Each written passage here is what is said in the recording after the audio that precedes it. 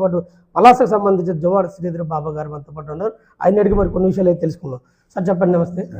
ఇప్పుడు ఈ జిల్లా ఆల్రెడీ మొన్ననే బైబ్రికేషన్ అయింది. ఇంకా దాన్ని పూర్తిగా అంటే జీవో కూడా పాస్ కాలేదు. ఇంకా అటు ఇటు మధ్యలోనే ఉన్నాయి. ఇంకా మళ్ళీ మీరు పలాసని జిల్లాగా కావాలనుకుంటారు, ఎందుకు చెప్తారండి? సార్ ఇది ఏంటంటే మన విభజన ఆంధ్రప్రదేశ్లో తెలంగాణ నుంచి మనం విడిపోయిన తర్వాత 13 జిల్లాలు సార్ ఈ ఆంధ్రప్రదేశ్లో. తర్వాత 2019-24లో ప్రభుత్వం అప్పుడు ఏం చేసిందంటే 26 జిల్లాలు చేసింది సార్. 26 జిల్లాలు చేసిన తర్వాత కూటమి ప్రభుత్వం వచ్చిన తర్వాత మరో 5 జిల్లాలు పెంచుతాను ఒక నోటిఫికేషన్ ఇచ్చారు సార్. దాంట్లో పలాస అని మొట్టమొదటి జిల్లాగా ఓ ప్రకటనలో తెలియపరచడం జరిగింది. ఆ తర్వాత వాళ్ళు క్యాబినెట్ మీటింగ్ పెట్టి మా పలాస అని పక్కన పెట్టారు సార్. ఇప్పుడు మా వాదన ఏంటంటే 13 జిల్లాలు 26 చేశారు. ఇప్పుడు 26 నుంచి మరో 3 అంటున్నారు, 29 జిల్లాలు చేస్తున్నారు. పాత 12 జిల్లాలని 28 జిల్లాలు చేశారు సార్. పాత 12 జిల్లాలు 28 చేయడం వలన శ్రీకాకుళం జిల్లా ఒక్కటిగా ఉండిపోయింది. దానివల్ల ఏంటంటే రేపు కేంద్ర ప్రభుత్వం నుంచి కానీ రాష్ట్ర ప్రభుత్వం నుంచి వచ్చే నిధులు షేరింగ్లో మనం విపరీతంగా నష్టపోతున్నాం. రేపు భావి తరాల కోసం చేస్తున్న పోరాటమే కానీ దీంట్లో ఎటువంటి రాజకీయం కానీ ఇంకే లబ్ధి కోసం చేస్తుంది కాదు సార్. కూటమి ప్రభుత్వం వచ్చిన తర్వాత క్లియర్ కట్గా చెప్పారు, మేము ఖచ్చితంగా పలాసని జిల్లా చేస్తామని వాళ్ళే ప్రకటన చేశారు. మనకు ఒక ఆశను కల్పించారు. అంటే పలాసలో కేవలం రాజకీయ ఉనికిని కాపాడుకోవడానికి శ్రీధర్ బాబా గారు దీన్ని తెరపైకి తెచ్చారంటూ కూడా కొంతమంది రాజకీయ నాయకులే గుసగుసలాడుతున్న పరిస్థితి ఒకటి. రెండోది, జిల్లా ఆల్రెడీ మెలియపుట్టి అన్నీ కూడా సీతంపేట అటు అల్లూరు సీతారామన్ జిల్లాకి ఆల్రెడీ 3-4 కాన్స్టిట్యున్సీలు ఉన్నాయి. దీన్ని జిల్లాగా చేస్తే అభివృద్ధి ఎలా జరుగుతుంది అనుకుంటారు సార్? ఇప్పుడు ఒక విషయం సార్, ఏమి అభివృద్ధి జరుగుతుందని పాత 12 జిల్లాలని 27 జిల్లాలు ఇప్పుడు చేస్తున్నారు. అంటే ప్రతి జిల్లా 2 అంతకుమించి చేశారు సార్.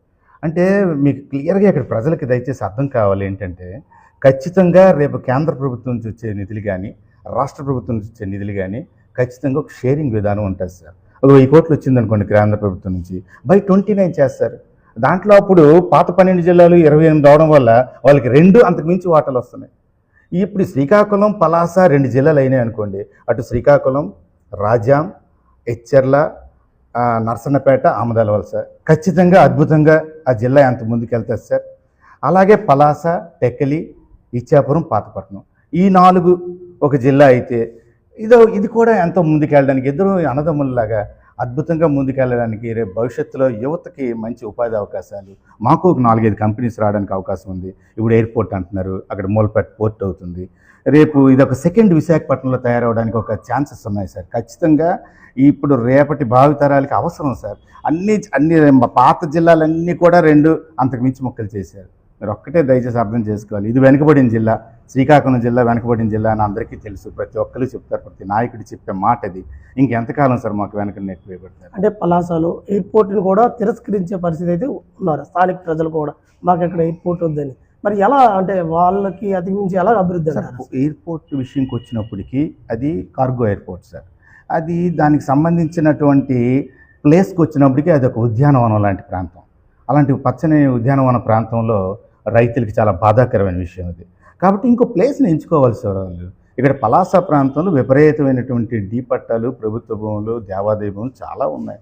అవి మార్చుకొని చేసుకోవచ్చు. వజ్రపుత్తుల్లో ఎన్నో 1000 ఎకరాలు ఉంది. ఇంకో దగ్గర జస్ట్ ఆల్టర్నేటివ్గా ప్లేసులు మార్చుకుంటే ఎందుకు అవుతుంది సార్? ఇప్పుడు పచ్చని పంట పొలాల మధ్యన చేస్తుంటే వాళ్ళకి బాధ కలిగింది. అంటే జిల్లాని చేయాలని శ్రీధర్ బాబా గారికి ఎందుకు అనిపించింది అసలు? చాలా వరకు గతంలో ఇక్కడ ప్రాతినిధ్యం వహించిన మంత్రి సిద్ధరాపలరాజు కూడా దాన్ని ప్రస్తావించట్లేదు. సో మీరే ఎందుకు దీనిపై తెరపైకి తీసుకొచ్చి ఎలా? ఇది ఒక దురదృష్టకర సంఘటన సార్.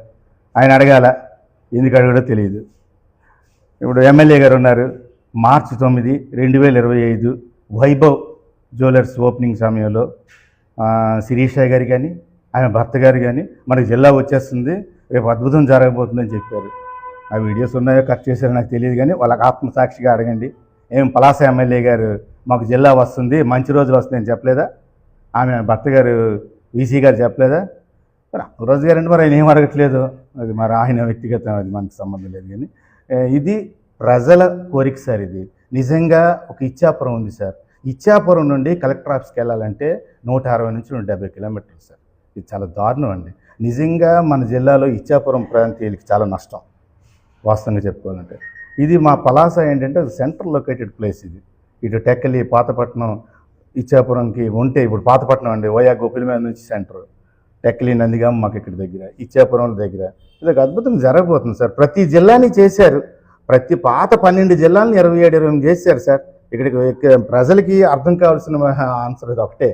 పాత 12 జిల్లాలు 28 చేసినప్పుడు మా జిల్లాని ఎందుకు చేయరు? మా జిల్లాని చేస్తామని చెప్పింది కూటమి ప్రభుత్వం. మరి బాబా గారు, కూటమి ప్రభుత్వం చాలా హామీలు, సూపర్ 6 అని ఇలాంటి హామీలు చాలా ఇచ్చాయి. హామీల్లో ఇది ఒక భాగం అనుకోవచ్చు, కానీ ప్రజలు మమేకంగా ఓట్ బ్యాంక్ కోసమే చెప్పింది అనుకోవచ్చు కదా సార్. ఏది వాళ్ళు రాజకీయంగా వాళ్ళు ఓట్ బ్యాంక్ చెప్పారా, లేకపోతే ఇంకేదో మనకు తెలియదు కానీ, అంతర్యం తెలియదు కానీ, ఇది ఇస్తే ఈ ప్రాంతీయులకి మాత్రం చాలా మంచిది సార్. మేలు. రాజకీయాలను పక్కన పెడితే నిజంగా వాళ్ళు ఇస్తే మంచిదే సార్. ఒకవేళ కూటమి ప్రభుత్వం అన్నట్టు మేము అడిగినందుకు ఇస్తే స్వాగతిస్తాం ఖచ్చితంగా. మీరు అనుకున్నట్టు జిల్లాని ఈ కూటమి ప్రభుత్వం చేయకపోతే మీ యొక్క కార్యాచరణ ముందు ఏంటి అసలు? సార్ రేపు ఫ్యూచర్లో ఒక 30-40 రోజుల తర్వాత నేను ప్రజలతో ఇంకా దగ్గరగా పండగ, ఈ న్యూ ఇయర్ ఫెస్టివల్ తర్వాత పండగ వల్ల కొద్దిగా స్లో అయింది సార్ మూమెంట్. 20 తర్వాత నుంచి గట్టిగా చేస్తాం. పబ్లిక్లో గట్టిగా తిరిగి ఆమరణ నిరాహార దీక్ష చేస్తాం సార్. ఖచ్చితంగా ఇది సాధించుకునేటంత వరకు ముందుకెళ్తాను సార్. మొత్తంలో చూసుకుంటే శ్రీకాకుళం జిల్లాలో నుంచి పలాస జిల్లా ప్రత్యేకంగా జిల్లా చేయకపోతే ఆమరణ నిరాహార దీక్ష చేసి మేము సాధించుకుంటామంటూ కూడా చెప్తున్నారు. ఏదైతేనప్పుడు కూడా ఈ 5 నియోజకవర్గాలు ఒక జిల్లా అయితే అభివృద్ధి బాటలో ముందుకు నడుస్తుందంటూ కూడా చెప్తున్న పరిస్థితి. అయితే శ్రీకాకుళం జిల్లాకు రావాలంటే ఇచ్చాపురం నుంచి దాదాపుగా 200 కిలోమీటర్ల మైళ్ళ దూరంలో జిల్లా కలెక్టరేట్కి వెళ్ళాలి. ఆ ప్రజలంతా చాలా ఇబ్బంది పడుతున్నారు. ఎందుకంటే పలాస అనుకుంటే దగ్గరలో ఉంటుంది కనుక మాకు ఈ జిల్లా కావాలని ఒక నినాదంతోనే ముందుకెళ్తున్నామంటూ కూడా మనకు శ్రీధర్ బాబు గారు చెప్తున్న పరిస్థితి. ఇది తాజా పరిస్థితి. విడిజన్ ప్రవీణ్ కుమార్తో వెంకటరమణ, బీబీఎస్ న్యూస్, శ్రీకాకుళం.